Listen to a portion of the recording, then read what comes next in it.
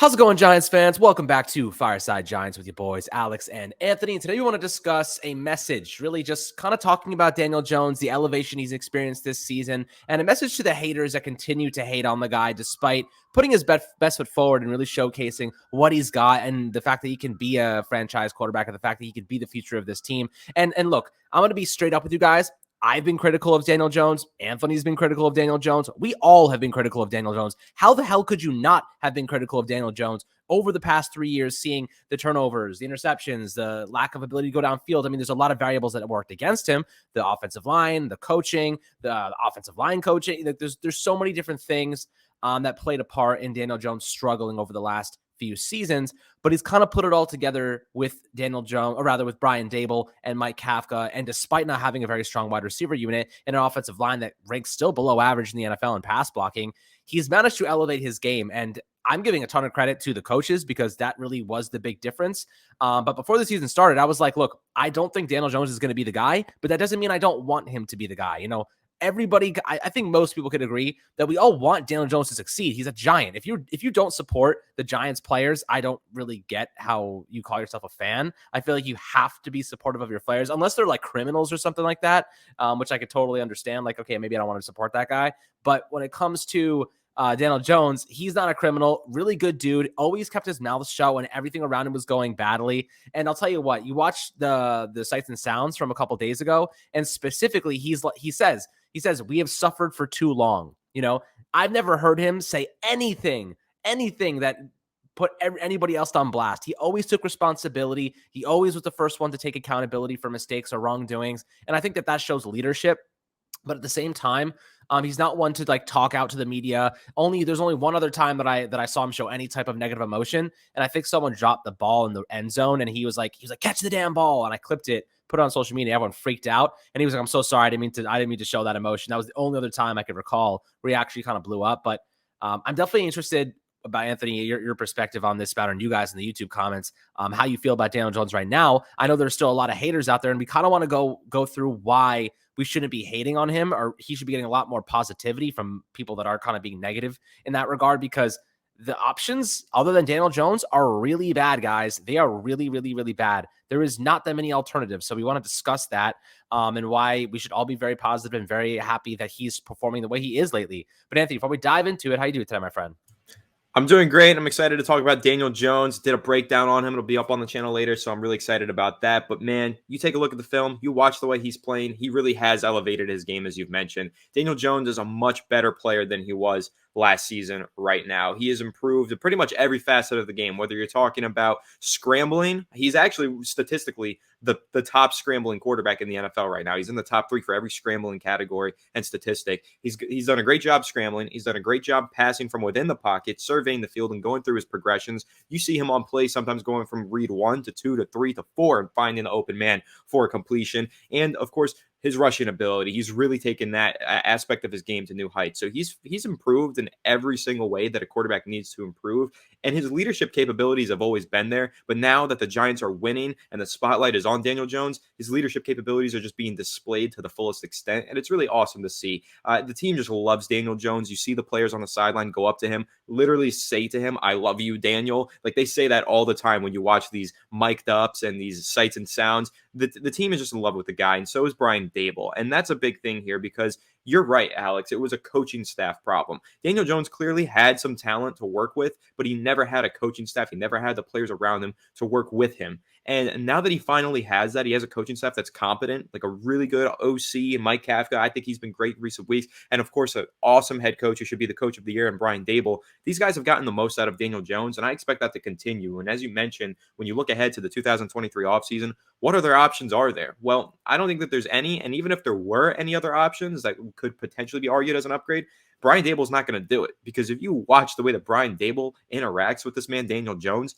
he loves him and he wants to turn him into a superstar the same way that he helped turn Josh Allen into a superstar. And so if Brian Daboll is confident, we all should be confident, because we are all confident in Brian Daboll after seeing what he's done and the way that he's turned this team around after just one season. The Giants last year, 4-13. This year, 9-6-1, and they're the 6th seed in the NFC.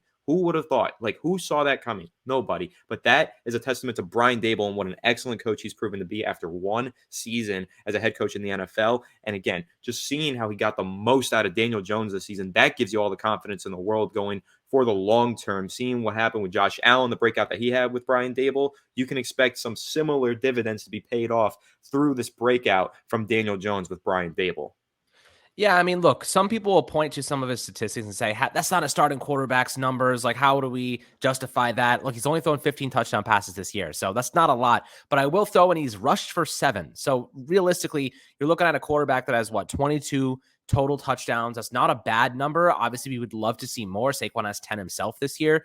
But with better receivers will come more touchdowns and more opportunities in the red zone. He only has 5 interceptions, a 1.1% interception rate this year. I'm pretty sure that's the best in the league. And it's the best in his career by about 100%. So you're seeing a player that is taking his game to another level in several regards that were otherwise considered weaknesses in the past, right? The turnover situation has completely flipped the script. He doesn't turn the ball over very much anymore. He doesn't really fumble anymore. He doesn't throw that many interceptions, and he doesn't do it in the red zone. And that's the most integral part of this entire scenario, is that the red zone interceptions, the red zone turnovers were the biggest thing that was just a punch in the throat, but he has eliminated that. He's alleviated that concern, which was one of our biggest. And then the next one being the inability to get through his progressions properly. He's shown the ability to do that. Like this year, the pocket presence has improved tenfold, and that's quite obvious on film. Anthony's just finished a great film breakdown, and you'll see a lot of what he was able to do. But the running the football, the guy's fast, man. He is not called Vanilla Vic for a reason. So I feel as though, when you're looking at DJ, he's taken steps in the right direction. Is he a finished product? Absolutely not. Does he need plenty more time to elevate his game and learn more under the tutelage of Brian Daboll and Mike Kafka? Absolutely. And I think that's what we're all kind of banking on. He's going to continue to develop. Now, it took Josh Allen 3 years to become as good as he is under Brian Daboll. I don't imagine Daniel Jones is anywhere near his peak, but I think that he's heading in the right direction. And look, the alternative to Daniel Jones right now is mortgaging our entire future to move up in the draft. You're talking 2-3 first-round picks to move up all the way into the top 5 just to get a rookie quarterback who's probably not going to be anywhere as close to as good as Daniel Jones is right now. So let's say you go get Bryce Young, you go get CJ Stroud or Will Levi. Any of these guys could be a bust. You look at Trey Lance, you look at Zach Wilson, you look at Kyle. I mean, there's so many guys. Even Kyler Murray is kind of flopping after, a little bit this year. So you see players who were drafted super, super high and ultimately are not panning out at a pretty inconceivable rate. You look at even Sam Darnold. He was the 4th overall pick a couple years back or 2nd overall pick. The Jets just turned through quarterbacks at a ridiculous pace, but that's a whole nother discussion. The Giants would need 2-3 years to develop a young quarterback. Daniel Jones is way further ahead. I think next year, get him a couple of receivers, offensive line improves. We're looking at a team that not only is in the playoffs, but competing in the playoffs. Right now, we have a very thin squad where we don't have that much depth. We're playing with pure heart. We're playing with house money right now because no one expected us to be there. But I'll tell you what, Daniel Jones has fought his butt off, and he's maintained his health this year. He did have that little ankle injury scare, but the Giants did a really good job of mitigating those injury concerns, because last year we saw he run the football too much and put himself in harm's way a little bit too often. They unlocked his ability to run this past week because they needed to win that game, but they did not run him much before that. He was not running the ball very effectively. They were not designing things for him in that regard. So I'm really impressed to see that he's been able to do that. Now, he already has set records in passing yards on the season, 3,205. That beat his previous record of 3,027 back in 2019, his rookie year. He also has a career high 67.2% completion rate, which is phenomenal. It's probably one of the best in football. 5 interceptions. That's probably the lowest, if not one of the lowest in football among starting quarterbacks. His QBR is 60.4, which is also the highest in his career. Sack percentage, 8.5% is the second highest since 2020. But you're looking at a player who has improved his game in pretty much every single meaningful category, and it's on the film too. So the question is, can the Giants do enough to support him? Because if you mortgage your future and go get a rookie quarterback, you have no more resources to really add receivers. You have no more resources to add anything. You could go into free agency, but we don't have any good free agents on the market this upcoming year. There's no receivers. And because you just mortgaged your entire future and you spent all your draft capital, you're not going to be able to trade for any big receivers either. So, this is definitely a scenario where I think Daniel Jones, you just pay the guy and you continue to develop him because he's shown that he can win games and he can be competitive. And as we've seen, if you put the pieces around him, he can succeed. Last week, we saw the best performance that we've probably seen from a Giants offensive line in a decade, and he had one of the best games of his career. 4 total touchdowns, 2 passing, 2 rushing, no interceptions. Looked really, really good. So, in my opinion, he's developed his own game at such a great pace this year in terms of mitigating the turnovers, taking less risks, holding the ball better, maneuvering in the pocket, getting through his progressions a little bit more efficiently, converting in the red zone. A lot of those issues have been alleviated, and those were directly tied to him. But now you're starting to develop and improve the things around him, the variables around him, better offensive line, better receivers. We got Daniel Bellinger. He's going to be a great asset for Daniel Jones in the future. And I think that is ultimately what's going to propel Daniel Jones forward, because now we know he's okay. We know he's learning and doing better. But what we need is for everybody else to start doing better and everybody else to elevate their game. So when you're looking at it, Anthony, the alternatives, what would you consider any alternatives? Or are you thinking like none are going to be as good as Daniel Jones moving forward?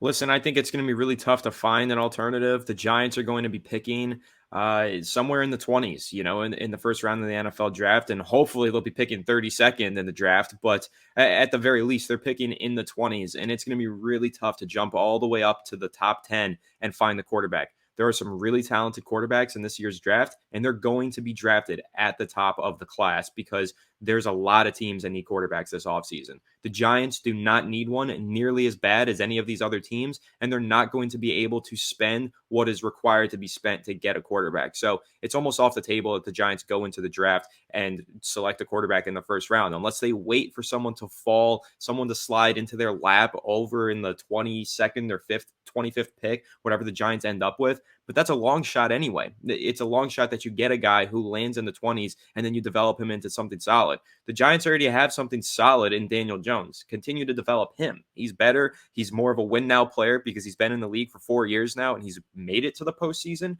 It's just smarter for the Giants to stick with what they have than to go out there and hit the hard reboot basically on the whole team after their most successful season in 6 years. When you reboot that quarterback position, you're rebooting the entire team. And the Giants are in the postseason right now for the first time in a long time. There's no need to go ahead and reboot. The only other alternative to going up and moving in the draft and trying to find a top quarterback prospect at the top of the draft is going into free agency and making a trade for players such as Aaron Rodgers, Lamar Jackson, Russell Wilson, some of these quarterbacks that might be on the trade block, Derek Carr as well. First of all, Derek Carr is not an improvement over Daniel Jones. I think Daniel Jones is a better player, and he has way more potential to become an even better player than Derek Carr does. And then those other guys, okay, so you're going to move on from Daniel Jones, who's young, has at least another 10 years left in his career, for Aaron Rodgers, who has another season or two. Listen, the Giants were supposed to be rebuilding this year anyway. Brian Daboll willed them into the postseason, but this is not a team that is built for long-term sustained success just yet. They need to build this roster up. And the way you do that is with sticking with Daniel Jones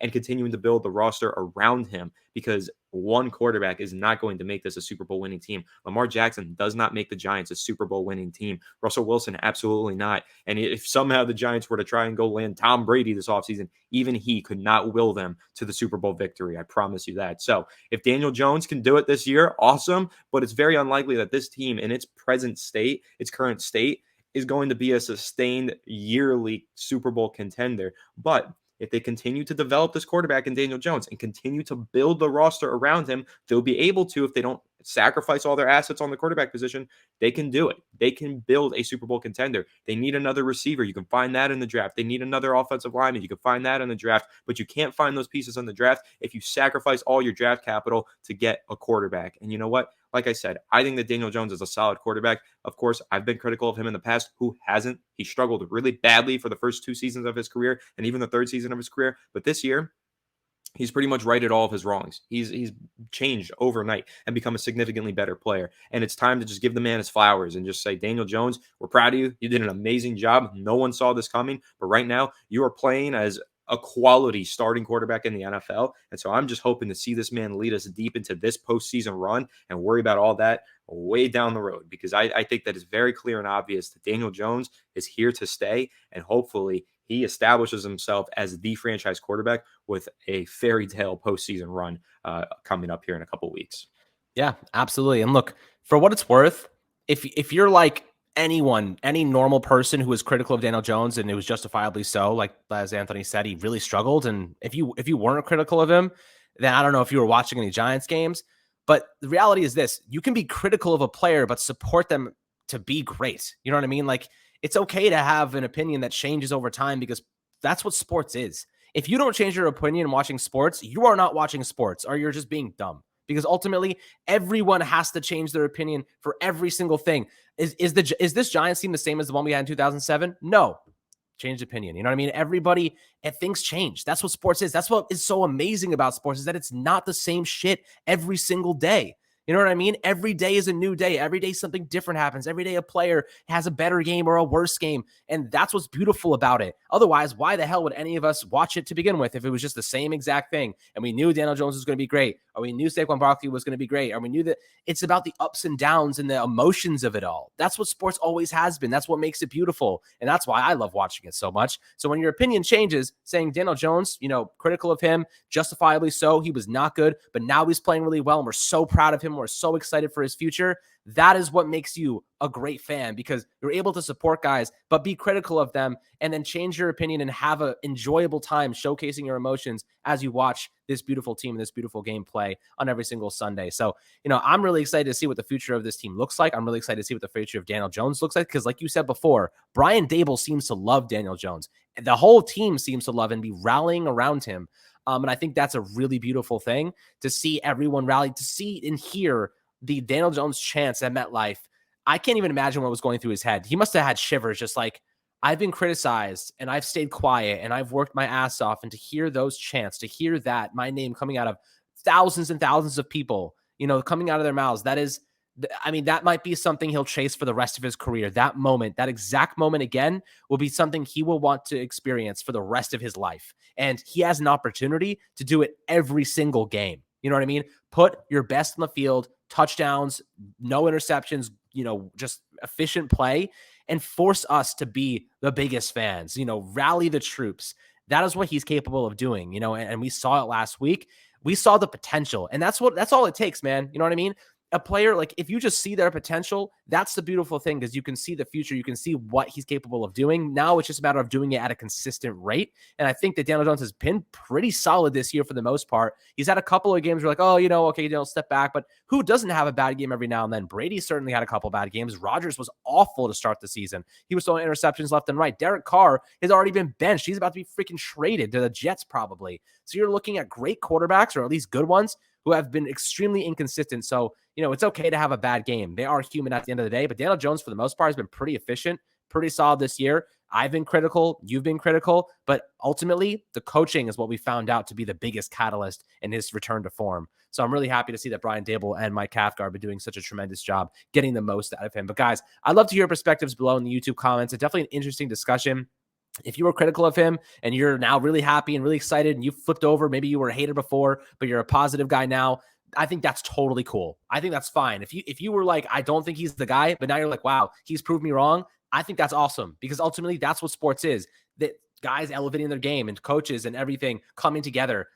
How could you possibly predict anything unless you're a freaking wizard? So, I think that's cool. I think that's awesome. It happens to everybody every single day. And I'm happy to hear your perspectives and opinions below in the YouTube comments. Make sure to have a fantastic rest of your day, my friends. Like and subscribe as always. And we'll catch you guys on the next Fireside Giants episode.